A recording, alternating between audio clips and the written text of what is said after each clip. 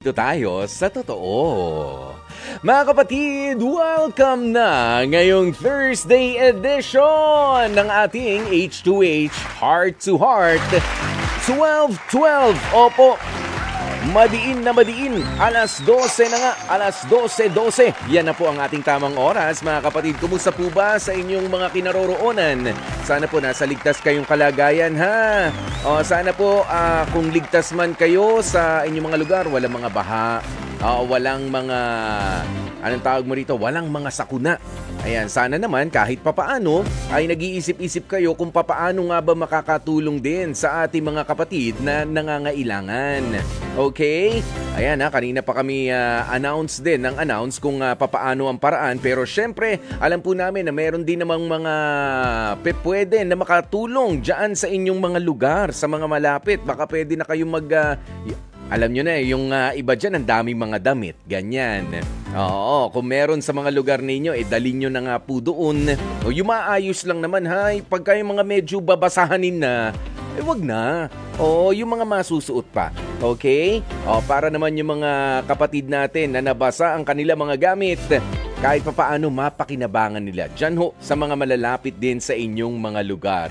Oo, yung spirit of charity sana ay buhay na buhay para sa inyo. And the spirit of volunteerism.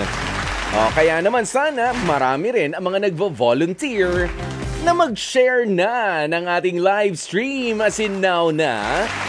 Lalo na naka-isang taon na tayo. Maraming salamat po sa lahat ng mga patuloy na mga bumabati ng happy anniversary sa programang Heart to Heart.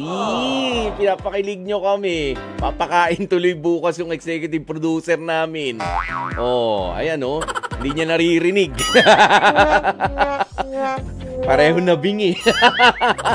Ayan mga kapatid, maraming salamat po ha. Mga kapatid, napakarami po nating abangan sa ating programang ito. Kaya naman, i-prepare nyo na kung paano ba ang mga paraan. Siyempre, para sa lahat ng mga nakikinig sa atin sa radyo, mga bagong-bago nating mga hotlines. Kailangan meron ka ng record neto para ikaw naman ay makatawag sa amin. Diba? Ang aming mga hotlines, 8689-3289. At ang 8689-3290. Okay? 8689-3289 o ang 8689-3290. Kung gusto ninyong makapag-komento, makapagkwento rin sa ating programa. At syempre, i-share nyo na nga rin po i-share ang ating live streaming. Bukas na bukas din ang ating comment section. Alright? Alam nyo naman po ngayon, HEART Day. Ang ibig sabihin, malalaman na naman natin sa ating kwentuhan ano nga ba ang pipiliin ng dalawang makakausap natin. Itutuloy ba? Ititigil na? Pag-iisipan pa muna? Or wait lang po, dyan muna kayo? Diba? Ganyan Kaya binigyan natin ng bagong pakahulugan ang salitang HEART o ang salitang heart. H para doon sa half and half na decision, which is tama lang rin naman kung hindi ka pa decided talaga, di ba? Pwedeng ihirit ang sige sa pag-uusap at sa pagpagitna ng programang Heart to Heart, Kuya Poy. Half and half pa rin po talaga ako. I'm unsure. I'm undecided. O kaya naman pwedeng sabihin na letter E, yung i-evaluate ko po muna. Nire-respeto ko naman po ang mga sinabi ng kausap natin, pero evaluate muna ha. Ayan, o kaya naman yung letter A na, ay, oo naman, bonggang-bongga, Kuya Poy. Approve na approve. Ganyan. Yan ang letter A. O kaya naman ang letter R, ito na po ang tamang pagkakataon para tanggapin ang rejection. Ayan, o reject, okay? Ayan, at syempre ang letter T ay, sige, nasaktan ako pero let's, letter T, try again. So, eto na nga kapatid. Ilakas na po ang inyong mga radyo at i-share na ng i-share ang ating live streaming dahil sigurado marami ang makaka-relate dito, no? Ayan, ang sister raw po kasi ay eto na. Breadwinner itong si Billy. Si boyfriend. Kaya si Mariela, grabe ang sama ng loob sa kanyang biyanang hilaw. Kahit isang taon na kasing nagsasama itong si Billy at si Mariela, ramdam na ramdam daw nitong si Mariela na ayaw pa rin sa kanya ng nanay ng kanyang live-in partner, ng kanyang kinakasama sa tuwing bumibisita ito sa kanila. Ang pakiramdam daw kasi ng nanay nitong si Billy, ngayong nagsasama na yung anak niya at si Mariela, ay baka raw maputol ang sustento sa kanila ng kanilang anak, lalo pat nag-aaral pa yung kapatid ni Billy. Kaya naman po sa pagkakataong ito, kumustahin na nga natin ano ba talaga ang nangyayari. Mula sa Manila, 29 years old, si Mariela. Magandang tanghali sa'yo, Mariela. Mariela? Hi, Kuya Boy. Magandang tanghali po. Kumusta naman dyan sa lugar ninyo ngayon? Safe naman kayo, ha? Safe naman po, maulan-ulan lang. Yan, oo, para undivided yung attention mo. Okay, 1 year na kayo na live-in partner nitong si Billy, tama?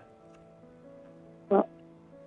Sino ba ang nagyaya na kayo ay magsama na sa iisang bubong? Po? Sino ang nagyaya sa inyong dalawa? Si Billy ba o ikaw ang nagsabi na halika na, mag-live-in na tayo? Desisyon po namin dalawa. Okay, it's a mutual decision at syempre nung nagdesisyon na yan, meron ba agad na naging issue lalo na sabi mo nga sa pamilya ni Billy nung magpaalam na siya roon? Ha? Ayun nga po, 1 year na po kami nagsasama pero hindi pa rin po peaceful yun. Dahil nga po ayaw ng nanay na sa setup namin. Okay, ganito Mariela, no? Bago kayo nag-decide na mag-live-in ni Billy, nung umuwi pa kayo sa inyong mga bahay, kumusta ang pakikitungo mo doon sa nanay ni Billy?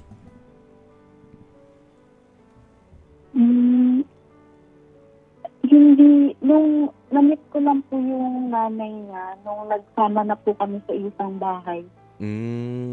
Okay. So wala kayong encounter, hindi pa kayo nakapag-usap man lang nung mag-boyfriend-girlfriend pa lang kayo, ganyan, ni Billy. Opo. Okay. Opo. So nung na-meet mo, o kumusta naman yung first time na na-meet mo? Ayun nga po, sinabi na, inaramdam na po niya na medyo tutor siya sa setup namin na live-in. Gawa nga na baka maputol yung pagsistento ni Billy sa kanila kasi nga nag-aaral pa po yung kapatid niya. Okay. Pero, sinabi niya yan ng direkta, ha? Opo, nagpaparinig-rinig lang po siya. Ganyan. Dali, ano talaga? Sinabi ng direkta or parinig? Parinig po. Parinig. Saka pinaparamdam niya na ayaw niya ng setup namin. Okay, so malinaw naman na nakukuha nyo yung message. Tama? Opo. Na ayaw nila na mag-live-in. Bakit pa kailangan mag-live-in? Pwede naman kayong, sige, girlfriend ka, boyfriend ka, dito ka umuwi, doon ka rin umuwi sa inyo. Nga naman, syempre, doble gastos. Kung sumusuporta pala si Billy para sa mga magulang niya at doon sa kapatid niya, yung pakikipag-live-in, natural, may gastos. Hati ba kayo sa gastos ngayon? Happy naman po kami. Pareho po kami may trabaho. But still, dagdag yun, sa expenses. Kumpara doon sa uwi ka sa inyo. Nandito ba ang pamilya mo? Opo, nasa Manila din. Oo, nasa Manila rin. Pero bakit nga kinailangan na mag-live-in pa kayo? Kuya po, nasa edad na kasi kami, 29 at 30. So, gusto nga namin mag-step up. Okay, so gusto nyo ng independence na rin. Yun naman yan no? Okay, nandyan na tayo, nalaman mo na, hindi ka ba nagdalawang isip o nung nag-uumpisa pa lang kayo na, teka lang Billy, baka nga kailangang, alam mo na, medyo unawain pa natin, ilang taon pa ba na mag-aaral yung kapatid ni Billy? Nasa college po kasi ngayon second year po ata. Isa lang naman yon na tinutulungan niya? Opo, isa na lang po. Okay, tinutulungan ni Billy pero syempre ang mga magulang ni Billy ay responsable naman, tama? Senior na po kasi yung nanay niya. Ano? Sorry? Senior na po yung nanay niya, so hindi na po nagtatrabaho. Okay. Sinusuportahan na rin si nanay. O, yan. Opo. Yung pamilya po niya. Yung buong pamilya. So, ang concern lang po talaga is yung pag-aaral po ng kapatid niya. Okay, hindi naman humihingi ng sustento si nanay kay Billy. Linawin lang natin, hindi naman. Para lang sa tulong doon sa kapatid. Tama? Opo, tama. Yan, pero para mas malinaw, kausapin nga natin si Billy na nandito rin sa kabilang linya. 30 years old po itong si Billy, no? Ang live-in partner ni Mariela. Billy, magandang tanghali sa'yo. Magandang tanghali, sir. Tama ba yung pinag-uusapan namin ni Mariela? Are we on the same page na yung kapatid mo lang ang hanggat maaari ay pakitulungan mo raw, sabi ng nanay mo, at hindi naman lahat sila? Tamang-tama, sir. Oo. Sino ba ang kasama pa ng kapatid mo sa bahay ninyo? Nanay mo? Sino pa yung iba? Ay, yung mga pinsan ko, sir. May mga pinsang ka pa. Pero kapatid, kayong dalawa lang. Ay, sir. Dalawa lang kayo. Okay. Kumbaga, hindi mo na cargo yung mga pinsan mo. Ito lang talagang kapatid mo. Ayan. Kaya nga tinatanong ko kanina, no? Kinonsidera nyo ba yung opinion naman ng nanay mo, Billy, na ikaw, taga Manila? Tapos si Mariela, taga Manila rin naman pala umuuwi. Bakit nga kinailangan pa na mag-live-in na kayo? At kung magsasama kayo, bakit hindi pa kapag kinasal na kayo? Pagka dumating na yung panahon na yun. Bakit nga ba? Para sa'yo. Anong ulit niyo, sir? Choppy, sir? Ay, Choppy. Ang haba-haba na sinabi ko eh. Hindi, joke lang. Yoko na nga, ibang question na lang. Hindi ganito, Billy. Tinanong ko si Mariela, bakit nga kasi kinailangan nyo pa na mag-live-in? Parehas naman kayong sa Manila nakatira, may sarili-sarili kayong mga bahay. Ang sagot sa akin ni Mariela, nasa edad na po kami. Gusto na namin ng independence. Ikaw, ano ba ang sagot mo? Ganon din, sir, para din na mapapil ko sa kanya. Nag-anak ko siya kamahal at papractice na namin yung magsasama. Ibalak namin talagang mag-settle down.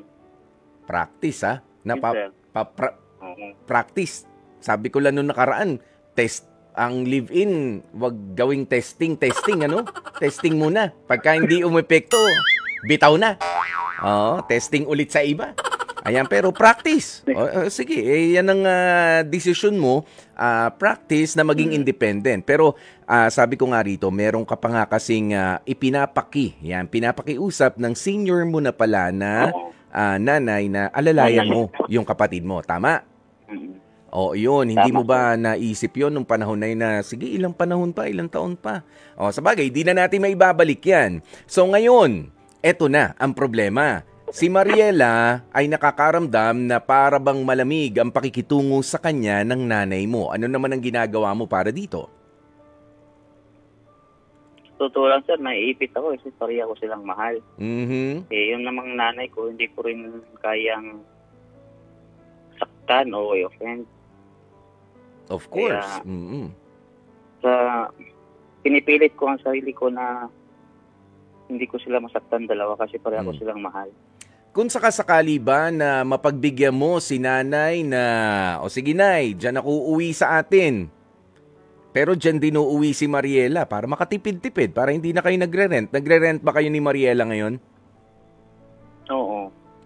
Mas magiging magaan ba ang loob ni nanay? Naging na pag-usapan nyo ba yan, yung ganyang siste? Oo, sir, napag-usapan. Oo. Welcome ba? Ano ko lang, kausapin ko si Mariela na kahit ganon yung nanay ko, inanay ko pa rin yun. Pakitunguan na lang niya ng maayos. Hindi matanda na din niya, intindihin na lang din niya. Oo, hindi naman umaabot sa hindi naman umaabot sa punto na nagkakabastusan. Hindi naman sa ganun. Tama? Hindi naman, Oo. Ayan, kasi para medyo makatipid kayo at mas maging maluwag para sa iyo, Billy, ang pagtulong dun sa kapatid mo. Okay? Ito, tanungin nga natin si Mariela. Mariela? Kapag ka ba ganun, ikaw willing ka ba na nagli-live-in na rin kayo, hindi na kayo mapaghiwalay. Pwede ba para medyo makatipid ng bahagya, maging maluwag nga para kay Billy, doon kayo makitira sa bahay ng biyenan mong hilaw? Kakayanin mo ba? Kakayanin ko po siguro kung kaya po niya ako ipagtanggol. In the first place, hindi ba kayo pwede mag-usap ni biyenang hilaw na, Nay, pagbibigyan ho namin yung gusto ninyo, pero sana tanggapin nyo naman po ako rito sa tahanan ninyo. Kaya mo naman ba yon na pakiusapan din ng nanay? Opo, kaya ko po, Kuya Paul. Kasi syempre nanay ngayon, mahal ko si Billy, kaya mahal ko rin nanay. Yan. O sige, baka kasi yun ang magandang option para makamenos kayo, maging maluwag ang pagtulong doon sa kapatid mo, Billy. O sige na, mag-usap nga kayong dalawa, Billy and Mariela, kung pwede yung ganyang setup. Sige, go, Billy, Mariela, usap. Mahal, Mariela. Pwede naman sigurong mag-usap tayong 3 ni nanay o tayong 4 ng kapatid ko. Pag-usapan natin mabuti about sa ganyan. Kasi alam ko naman na susuporta yung nanay ko sa akin kung ano yung gusto ko. Saka kulang lang siguro sa pag-uusap. Kasi hindi tayo nag-uusap ng nanay Kaya ganon, pag may time tayo, pupunta tayo dun sa bahay. Dala tayo ng masarap na pagkain, yung paborito ni nanay, gano'n. Kung ligawan natin siya, gano'n ba? Oo. Anong gusto? Ayun lang yung sa'yo, Billy. Sana bigyan mo ako ng experience na kaya mo ipagtanggol ako lagi sa namin. Hindi naman tayo, hindi na tayo actually, pero alam mo yun, Mariela, medyo lumalabo yung linya mo. Medyo lumalabo. Oo nga. Mariela, umayos ka ng linya ng mga pwesto. Anong sinasabi mo pagkatapos ng sana, pagka dumating yung pagkakataon, maipagtanggol ka rin naman? Tama? Ano yung kasunod nun? Medyo lumabo na Ipagtanggol naman po niya ako bilang assurance na kung papayag po ay kung mapag-usapan po namin na sa kanila po kami titira. Kaya ba yon, Billy? Kaya yun, mahal. Okay, kayang-kaya naman. Pero sabi ko nga, bakit naman kailangang ipagtanggol ka kung madedevelop nyo naman ng biyenan mong hilaw yung magandang komunikasyon, magandang pagsasama? Ha? Although mahirap yan, mahirap yan kasi syempre siya ang ikaw, Mariela, hindi ka pwede mag-reyna-reynahan doon. Syempre doon sa lugar nila, ang reyna ay ang nanay ni Billy. Kahit pa senior na siya, yung pakikisama, yung pakikipagkapwa-tao natin, yan ang dapat baunin natin. At yung pasensya. Magalang ka naman ba sa mga magulang mo? Oo naman po, Kuya Paul. Yun, kasi magiging problema lang dyan kapag hindi tayo magalang sa mga magulang natin sa kahit kaninong matanda na kung sino man sa lipunan yan, wala tayong respeto. Yan, pero kung magalang ka sa magulang mo, hindi magiging mahirap sa'yo ang gumalang din sa ibang mga nakatatanda at unawain sila. Tama, Mariela?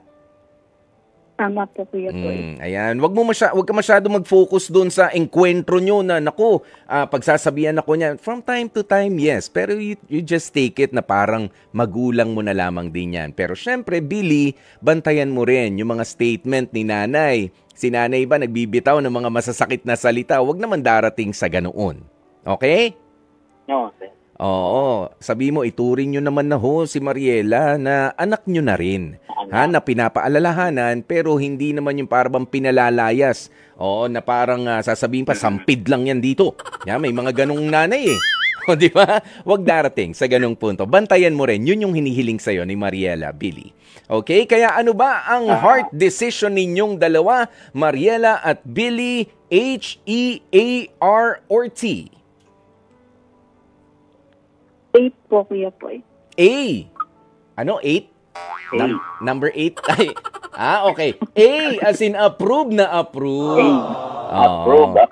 Oo, approve na approve. Hindi, talagang kailangan talaga. At nag-aalala lang rin ang nanay mo, ha, Billy, para sa kinabukasan din ng kapatid mo. Oo naman, alam ko na kung mas bata-bata pa si nanay, siya nang bahala dun sa kapatid mo. Pero sa ganang ikaw nga ang may pagkakataon na makasuporta, makatulong, gawin mo na lamang rin yung responsibilidad mo. Meron ka naman pala maunawain na girlfriend. Protektahan mo na lamang din siya, ha, kung kinakailangan. Pero mas maganda na maging maganda nga ang komunikasyon ni Nanay at ni Mariela. Yee! Alright, maraming salamat sa inyong dalawa, Mariela and Billy. Napakagaganda ng mga komento sa atin, mga kapatid, ano? Dito sa comment section, basahin nyo na lamang po. Kaya naman, i-follow nyo na nga po kami at i-share ang ating live streaming at Radyo 5 True FM. Love Question of the Day. Mga kapatid, sagutin nyo na nga ang ating Love Question of the Day. Okay ba na maging friends kayo ni ex-jowa kahit niloko ka niya nung kayo pa? Ha? Okay ba sa'yo na maging friends ulit kayo ni ex-jowa kahit nga niloko ka niya nung kayo pa? Ang sabi ni Norma Feliciano, no, I don't like to have any connections with someone who cheated on me. Yun lang. Taray. Si Joraline Valeriano, sabi niya, ay nako Kuya Poy, para sa akin, no na. Kasi nga, niloko niya na nga ako eh. Hindi ko na pwedeng kaibiganin pa yung ex kong, o yung ex-jowa kong nanloloko. Oo, yun lang po. Salamat. Si Bean Rose Raet, sabi niya, ay hindi, di bali na lang may trust issues na eh. Tapos kakaibiganin pa. Wag na uy. Takit. Ayan, si Martires, Barbero Martires, sabi niya, para sa akin Kuya Poy, is yes. Oo, pwede namang kaibiganin. Basta kung niloko niya ako bilang ex-jowa niya, sana bilang kaibigan, hindi naman. Kasi mamahalin ko pa rin naman siya as a friend po. Maasa pa. Ayan mga kapatid. Sabi niya, Gemma Nacion, humabol. Sabi niya, naku, okay lang naman na maging friends kami. Past is past naman na. Sa pagiging jowa lang naman naging maloko, no? O nagkamali, pwede rin. Ayan ha, maraming salamat po. Sa marami ninyo mga kasagutan, kaya nga sabi ko sa inyo, i-refresh ninyo mga kapatid, ang ating comment section. Maaaliw kayo sa mga sagot ninyo. Kaya thank you! Ulitin natin bukas ang ating pagsasama-sama sa ating programang Heart to Heart. Nakasama nyo nga po ang inyong Kuya Poy, ang inyong Gwapopoy, manatiling nakatutok dito sa True FM. Dito tayo sa totoo.